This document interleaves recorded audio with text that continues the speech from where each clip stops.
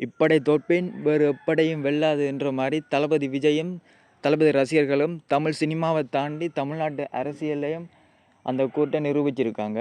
அதாவது தளபதியோட தமிழக வெற்றி கழகம் இதுவரைக்கும் 108 தொகுதியில் முன்னிலையிலிருந்து 108 சீட்ஸை பெற்றிருக்கு.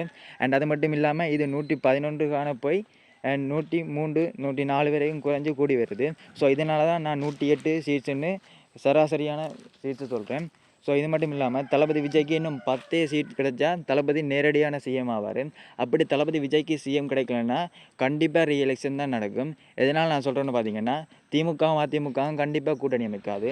அப்படி இல்லைன்னா தளபதி விஜயும் அதிமுகவும், அதாவது தாவேக்காவும் அதிமுகவும் தான் கூட்டணி அமைக்கணும். தளபதி விஜய் ஒத்துக்கொண்டால் மட்டும்தான் இந்த கூட்டணி நடக்கும். பெரும்பாலும் நம்ம தளபதி விஜய் இதுக்கு இணங்க மாட்டார். ஸோ இதனால் தளபதி விஜய் 118 சீட் எடுக்கலைன்னா கண்டிப்பாக ரீஎலெக்ஷன் நடக்கக்கூடிய வாய்ப்பு அதிகமாக இருக்குது. ஸோ தளபதி விஜய்க்கு ஓட்டு போட்டு எல்லாருக்குமே நன்றியை தெரிவித்துக்கொள்கிறேன். அண்ட் நம்ம சேனலுக்கு புதுசுன்னா நீங்கள் இந்த வீடியோக்கு லைக் பண்ணி நம்ம சேனலை சப்ஸ்கிரைப் பண்ணிக்கோங்க. தளபதி விஜயோட கரூர் சம்பவத்துக்கு முன்னாடி நான் ஒரு சேனல் வச்சுருந்தேன். ஸோ அதுக்கப்புறம் அந்த சேனல் டிலீட் பண்ணிவிட்டு மறுபடியும் இந்த சேனல் துவங்குறேன். ஸோ தளபதி ஃபேன்ஸ் உங்களால் முடிஞ்ச சப்போர்ட்டை எனக்கு கொடுங்க. அண்ட் மறக்காமல் கமெண்டில் டிவி கேடாண்டு கமெண்ட் பண்ணிட்டு போங்க.